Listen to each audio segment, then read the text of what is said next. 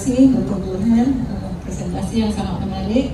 Jadi sekarang kita masih ada waktu 50 menit.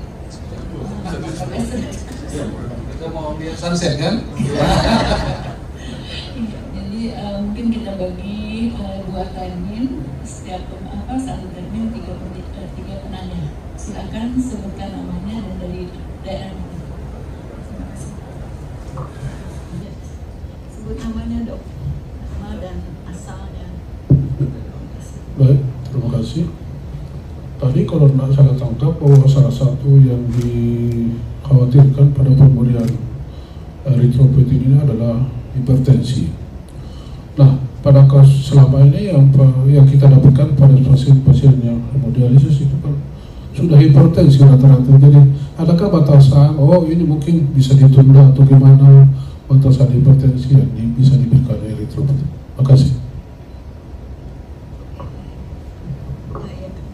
Jadi pertanyaan dokter ini batasan untuk pemberian ESA pada pasien hipertensi yang menjalani hemodialisis. Sama seperti kriteria HB tadi, ya, kita beberapa diskusi waktu di NHC semuanya itu boleh dikatakan tidak ada batasan khusus tepatnya berapa, karena ini sangat berpengaruh terhadap pertama tindakan EPO sebelumnya. Ada pasien-pasien itu misalnya tensinya sekian, pas kita berikan EPO dia tiba-tiba naik gitu reaksinya.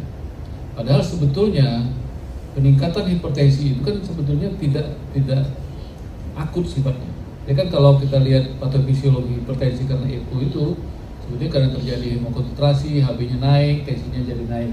Itu yang pertama yang kita perhatikan. Kalau selama ini yang kita berikan kalau dia hipertensi pada saat HD, kan ada pasien-pasien hipertensi intradialitik gitu ya, kita menganjurkan pemberian EPO itu di luar sesi HD. Tapi konsekuensinya adalah dia harus datang lagi, itu konsekuensinya, itu yang pertama.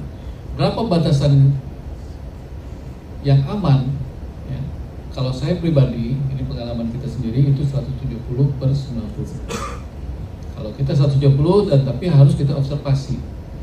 Kalau dia tiba-tiba terjadi peningkatan, nanti lain kali kita tidak berani lagi untuk memberikan pada kasus itu karena sifatnya sangat individual. Ya, tapi kalau kita lihat di sisi patofisiologinya, sebetulnya tidak ada kejadian yang akut hipertensi karena itu. Sama seperti tadi yang stroke tadi, ya tidak ada. Jangan-jangan pasien kita sekarang banyak stroke gara-gara HB-nya tinggi terus karena EPO. Nah itu makanya diberikan batasan kita tidak boleh lebih dari 11,5. Jadi kalau pasien-pasien kita yang selama ini berkisar 8, 9 itu saya kira aman. Itu mungkin dokter kalau Maimon akan. Terima kasih. Saya kira sama dengan apa yang disampaikan Dr. Ruger.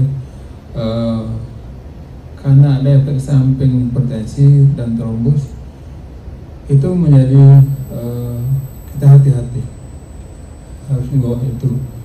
Karena kalau kita belajar hipertensi, yang hipertensi sekunder salah satu karena obat-obatan termasuk EPO, ESA. Hipertensi sekunder penyebabnya salah satunya kan obat-obatan. Obat-obatnya itu termasuk EPO itu. Teori seperti itu. Maka walaupun kita tidak mendapatkan yang nyata dengan setelah itu jadi stroke, tapi kita juga harus hati-hati. Jadi lebih aman, lebih nyaman untuk kita, aman untuk pasien di bawah 170 per 90.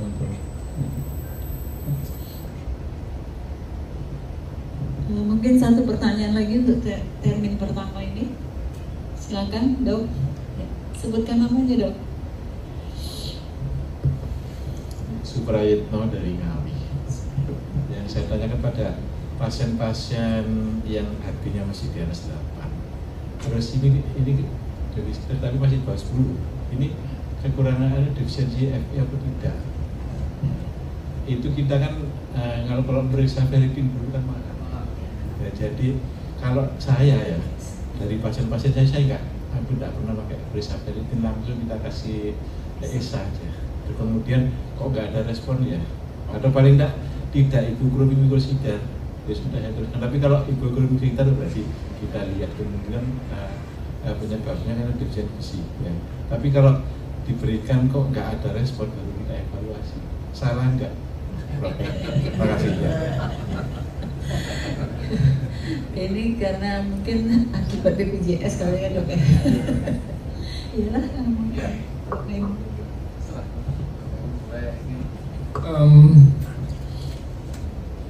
Itu kan karena fasilitas ya. Kadang-kadang kita under standar ya. Tapi kalau istilahnya tidak ada akar, tidak ada rotor akar pun jadi ya pasien selamat ya sudah jalan. Sama seperti kita memberikan antihipertensi golongan IS atau ARB, risikonya hiperkalemi, kita tidak pernah takut karena nggak mau periksa, nggak pernah periksa kaliumnya, tiba-tiba pasiennya berhenti gitu, karena kita tidak pernah takut. Tapi kalau orang luar takut. Dulu zaman-zaman masih sering pasien keluar, kalau pulang tuh kalau si kiri tidak dikasih ARB, dikasih golongan beta blocker. Itu yang banyak digunakan dengan CCB. Karena mereka takut itu. Kita tidak pernah ngasih karena kita tidak takut, kan tidak periksa. Jadi saya kira logika karena kondisi ya, selama pengalaman experience, pengalaman pribadi itu tidak masalah, jalankan aja mas. Kalau mau standar kan nggak akan kita lakukan apa-apa. Mau pakai SITBC, mau pakai itu, idealnya kan begitu. Tapi kita nggak bisa lakukan. Pasien anemia ini kan nggak ditreatment, gimana mau trombosi mau apa gitu mas. Tapi kalau dicoba dengan provokasi dari provokasi tes itu tidak membaik, itu bukan itu. Yang ini, saya kira nggak salah itu menurut saya. Ya, baik, terima kasih. Jadi tadi seperti yang dikatakan oleh Dr. Suprayitno, ada langkah kita yang cukup baik, yaitu pembentukan gambaran darah tepi, gitu ya, atau MCP, MCH, MCHC. Itu gelar yang paling hebat untuk KAHOM itu. KAHOM itu gelarnya adalah misalnya itu Suprayitno, SPPD KAHOM, MCP, MCH, MCHC. Jadi ada 3 master dia. Ini guyon, mohon maaf ini, jangan disampaikan nanti marah ya. Itu sering saya kalau guyon dengan teman-teman KAHOM ya begitu, ini hebat 3 magister. Tapi itu sangat bermanfaat. Ya, kalau kita bisa menilai itu, dari situ kita bisa melihat, apalagi kalau kita bisa gambaran darah tepi, teman-teman kita ada patologi klinik. Nah, itu akan sangat membantu apakah pasien tersebut defisiensi besi atau tidak. Yang mikrositer, mikrokrom itu sangat membantu. Itu yang pertama. Kemudian yang kedua yang harus kita sadari bahwa pada pasien yang kita berikan EPO itu kebutuhan besinya itu lebih meningkat. Jadi orang-orang yang diberikan EPO itu umumnya besinya juga ditarik.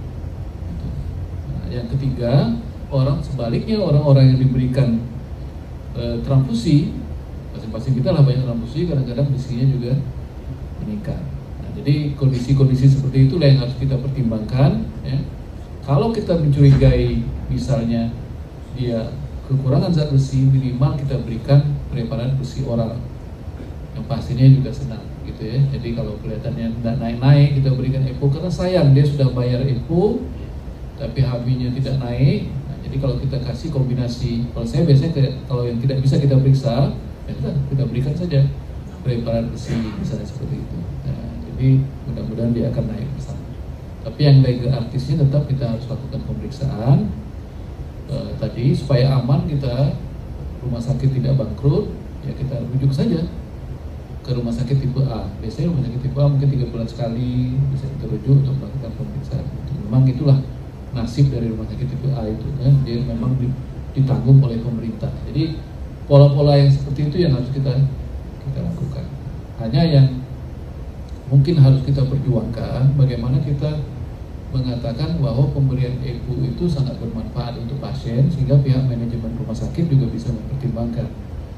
Ada yang memberikan 1 kali sebulan, misalnya 2 kali sebulan, ya itu bagus lah, lumayan, ya. Lumayan, jadi pasien menambahnya tidak berbeda lah, lebih sedikit. Saya kira itu. Terima kasih. Mungkin sedikit informasi, Pernafri sedang berjuang. EPO itu diberikan di luar biaya HD. Itu sedang selama ini kan rumah sakit yang tipenya lebih rendah, kalau beli EPO lagi itu marginnya itu kecil sekali. Jadi ada rumah sakit berikan dan enggak. Tapi ini mudah-mudahan perjuangan Pernafri ini berhasil, supaya ini bisa dihitung sendiri di luar klaim terpisah daripada tindakan hari. Dulu ada namanya poor red cell anemia. Jadi dikasih EPO tapi HB-nya nggak naik. Cukup semua. Zaman masih ada waktu muncul dari Janssen EPREK itu. Tapi ternyata setelah diganti kemasannya itu keluhan atau gejala seperti itu hilang. Itu ada poor red cell anemia namanya. Tidak naik walaupun distimulasi dengan eritropoietin. Ini untuk termin kedua kita berikan 3 penanya. Silakan. Sebutkan namanya.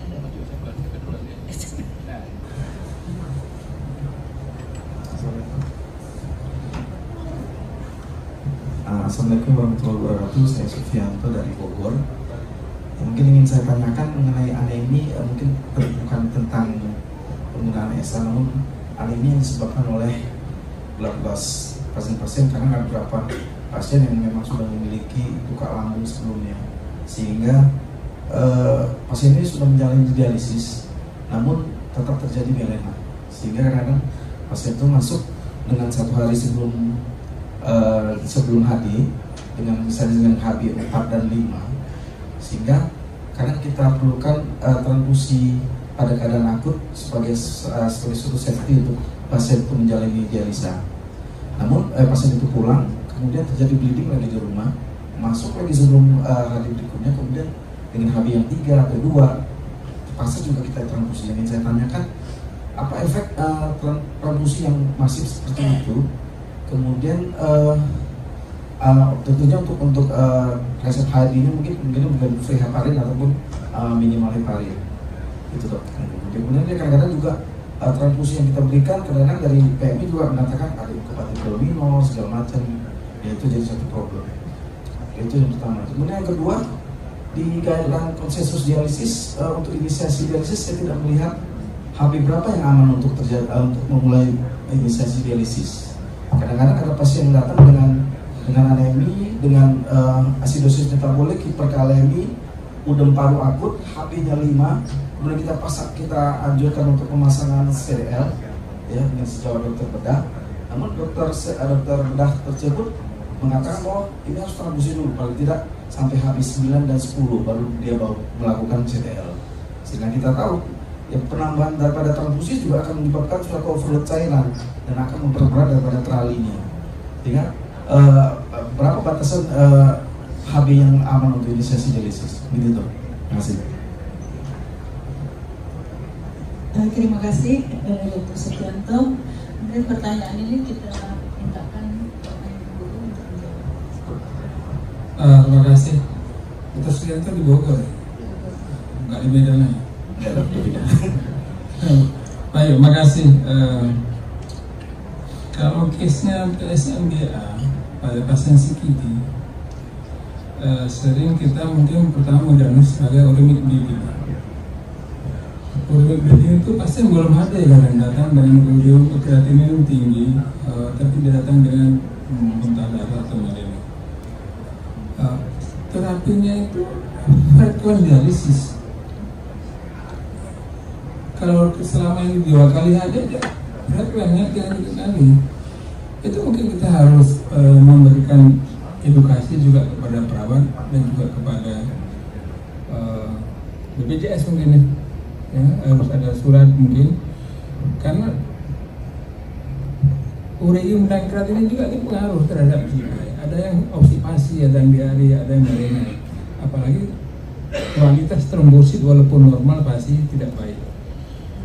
Kalau saya pribadi pengalamannya yang seperti mungkin tidak mutlak dengan uremic bleeding, tapi juga kita menganjurkan untuk endoskopi.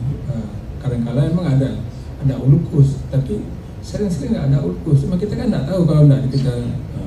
Kalau ada endoskopi mungkin ada ulkus, mungkin lebih sering teman-teman di gastro itu ini suatu H. pylori, lebih cenderung ke situ. Kalau memang backgroundnya tidak ada NSAID atau obat lain yang punya efek samping pada gastro.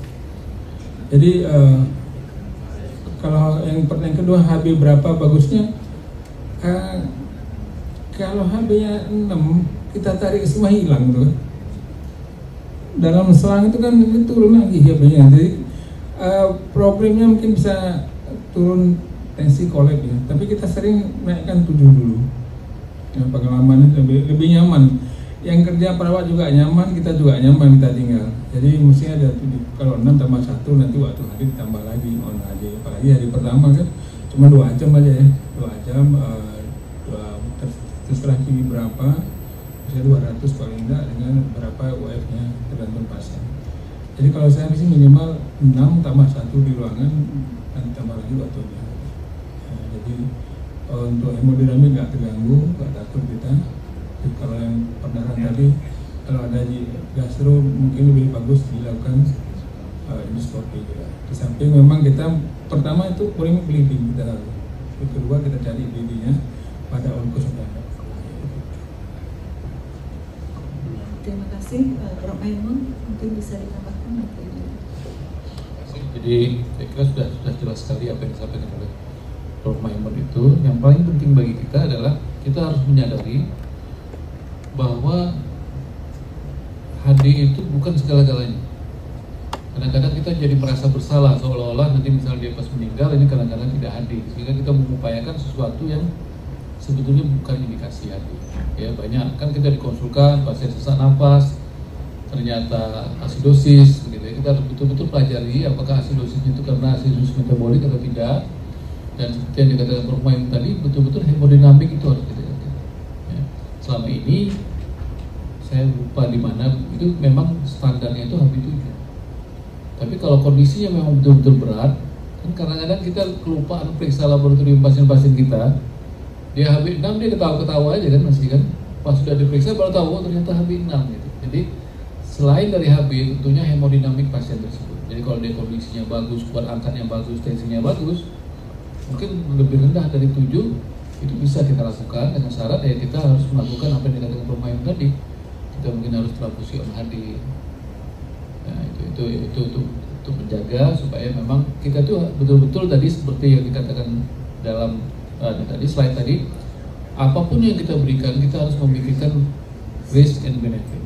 Jadi kalau kita HD waktu sekarang apa risikonya, kalau kita tidak HD apa risikonya. Tapi yang harus kita ingat HD itu bukan segala-galanya. Ya, jadi kita tidak perlu berkecil hati kalau memang HB-nya 3 mau di HD akhirnya alhamdulillah akan meninggal waktu gitu ya. Itu kita sangat kita takutkan gitu ya. Saya kira itu. Terima kasih. Mungkin cukup jelas, Dr. Setianto. Ada pertanyaan lain? Silakan.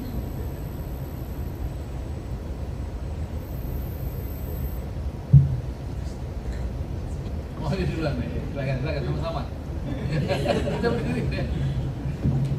Atur suhun dok, saya Hikmat dari Jakarta. Mohon izin menambahkan, mohon dikoreksi kalau salah. Jadi ada satu pemeriksaan namanya retikulosit HE, yaitu setahu saya itu sebenarnya ada di pemeriksaan darah rutin, bisa dimunculkan mungkin ke teman patologi klinik.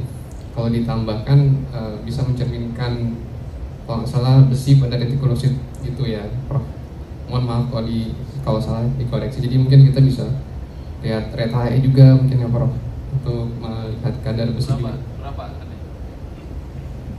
Kalau besi kurang berapa kira-kira? Ret HE di bawah 15 ya, Prof? Apa? Iya, Prof. Terima kasih.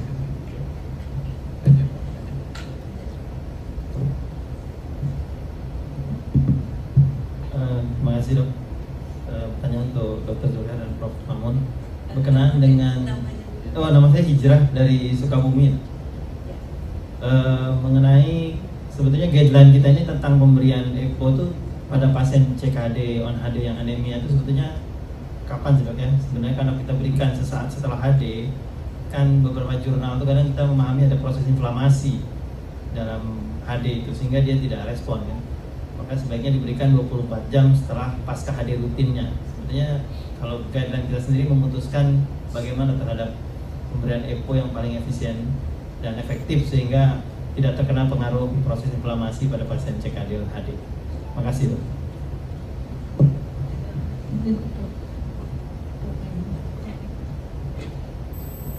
Mungkin nanti dokter bisa menambahkan pemberian EPO.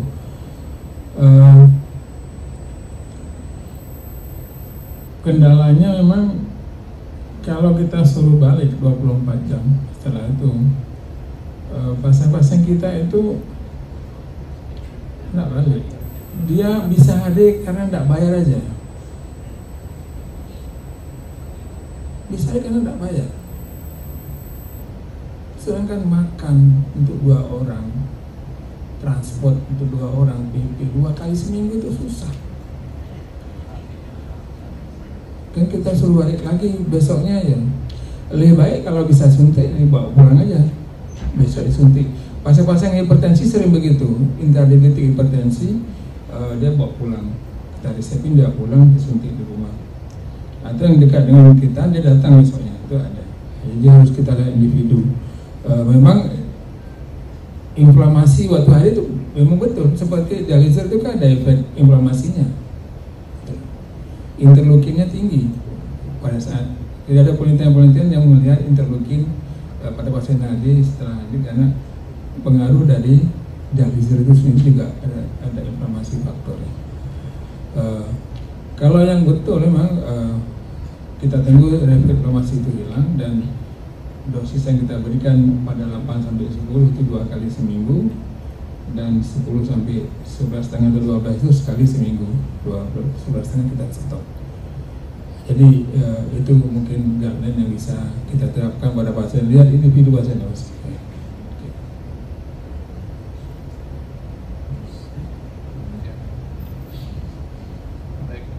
Jadi kalau kita lihat tadi draft yang baru di 2025 pada pasien HD memang diberikan intravenous karena alasannya diberikan waktu HD. Tapi risikonya adalah tadi karena faktor inflamasi gitu ya. Jadi itu lagi-lagi individual. Kalau pasiennya tidak terpengaruh oleh pemberian obat tersebut, kita berikan saja waktu HD. Tapi kalau ternyata responnya tidak ada atau ringan, hiporesponsif tadi, nah itu baru kita hitung salah satunya faktor inflamasi. Lalu kita carikan ini sebaiknya pada waktu selesai hari sehari. Itu jalannya. Tapi kalau dia boleh saja tidak ada masalah ya kita berikan pada waktu hari. Nah, juga masalah dosis tadi saya katakan, kalau dia diberikan intravenous itu biasanya dosisnya akan lebih tinggi dibandingkan yang subkutan. Karena dengan subkutan itu katanya dia efek menyimpannya menjadi lebih long acting sehingga dibutuhkan kadar EPO yang lebih sedikit. Jadi itu salah satu manfaat. Hanya pasien yang biasanya tidak mau disuntik subkutan lagi. Tapi kalau kita tawarkan ini lebih manjur ini gitu ya. Apalagi kalau baca bismillah, wah ini lebih manjur gitu ya. Kira-kira seperti itu. Karena biasanya pasien-pasien HD kita itu sangat termotivasi dengan kita. Kalau kita memberikan motivasi yang baik, mudah-mudahan dia bisa lebih baik. Ini red HI ini, saya tadi bertanya berapa dosisnya bukan karena saya nggak tahu juga. Itu dia. Saya katakan 26 sebetulnya, 26 ya. Jadi red HI ini kalau kita dapat informasi dari sejawat patologi klinik itu bukan menambah pemeriksaan lain, tapi betul-betul sebetulnya dia muncul sendiri dengan kalau kita pemeriksaan darah lengkap itu, ya. Tapi karena tidak pernah kita minta, ini tidak diberikan. Karena jarang kita periksa, kadang-kadang orang patologi klinik saja tidak tahu batas normalnya. Itu yang paling banyak memeriksa red HI itu adalah teman-teman dari Jakarta. Itu dari Jakarta, kalau dari daerah rasanya jarang muncul itu red HI. Memang betul, itu adalah ini saya lihat sebentar ini datanya memang itu merupakan tanda-tanda awal dari kekurangan besi. Jadi tadi mungkin Mas Supriyono, itu bisa kita mintakan rate HE kalau memang ada teman misalnya patologi klinik, bagaimana rate HE-nya. Kalau dia di bawah 25, itu ada kecenderungan untuk EPO, itu petunjuk kita. Ya, terima kasih. Mungkin satu pertanyaan lagi, silakan. Cukup kali ya. Jadi anemia ini merupakan penyakit yang paling sering kita temukan pada pasien dengan chronic kidney disease, baik dia dialisis ataupun yang belum menjalankan dialisis. Sebenarnya kita harus evaluasi penyebab dari anemia itu, mungkin dengan pemeriksaan darah tepi, kemudian kita cari penyebab yang lain, mungkin defisiensi besi, tetapi balik-balik lagi kita keterbatasan dari dana BPJS. Kemudian yang selanjutnya untuk terapi anemia harus kita evaluasi lagi. Kemudian satu lagi, transfusi itu merupakan pilihan terakhir daripada anemia karena resikonya yang banyak. Yang paling sering pada pasien HD itu terjadinya infeksi dari baik hepatitis B ataupun hepatitis C.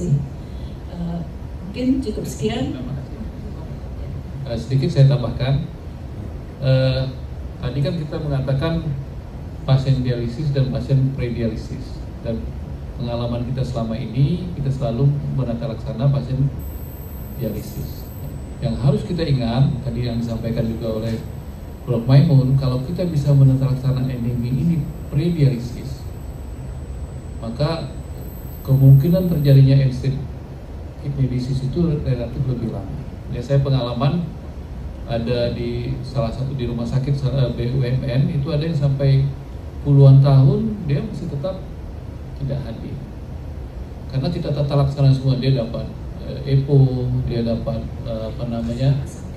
asam keto, itu bisa bertahan lama. Bahkan teman-temannya yang kebetulan BPJS sudah cuci darah, bahkan ada yang sudah meninggal. Kemarin saya ingat ada yang sudah sampai 20 tahun. Jadi semua kondisi ini kalau kita bisa perbaiki, jadi kontrol tekanan darah, kontrol gula darah, kontrol anemi, kontrol jantungnya, maka pasien itu tidak akan semakin cepat menjadi on HD. Itu yang pertama. Kemudian yang kedua, apa pilihannya untuk pasien-pasien pre-dialisis? Karena pasien pre-dialisis umumnya kontrol sekali sebulan, idealnya kita berikan yang long acting. Jadi apakah itu kan tadi ada long acting, FSA ini misalnya kita berikan dia bisa 2 minggu, tapi mahal dok kata pasien kan begitu. Sekarang pasien-pasien yang short acting kan sudah murah sekali, 100.000, 190. Lagi-lagi bagaimana cara kita memotivasi pasien. Kalau kita bandingkan dia misalnya kita hitung-hitungan 8 obat kali 150, 8 siring dia 2 kali seminggu, beban kerjanya untuk menyuntiknya mungkin akan lebih besar daripada obat-obat yang long acting. Biasanya pasien itu kalau kita berikan pengertian manfaat dan risikonya, tentu dia akan memilih yang terbaik gitu ya. Jadi itu pilihan-pilihannya kenapa yang long acting itu lebih diarahkan yang pre-dialisis. Walaupun sebetulnya dengan yang dialisis pun dia bermanfaat gitu ya. Nah, itu kira-kira hanya kita mau motivasi pihak produsen ini bagaimana caranya agar yang long acting ini mulai dilirik oleh Fornas, oleh BPJS kan, supaya kita bisa lebih enak. Kira itu tambahan dari saya.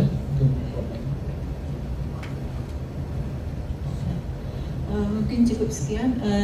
Kita berikan aplaus kepada kedua pembicara.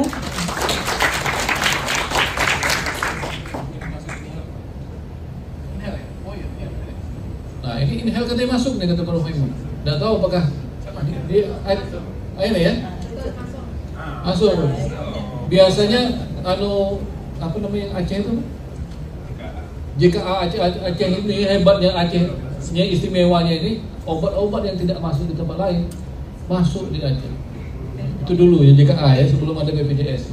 Jadi menarik, mudah-mudahan kita semakin makmur, obat-obat yang bagus bisa semakin bagus, pasien kita akan semakin baik. Terima kasih. Assalamualaikum warahmatullahi wabarakatuh.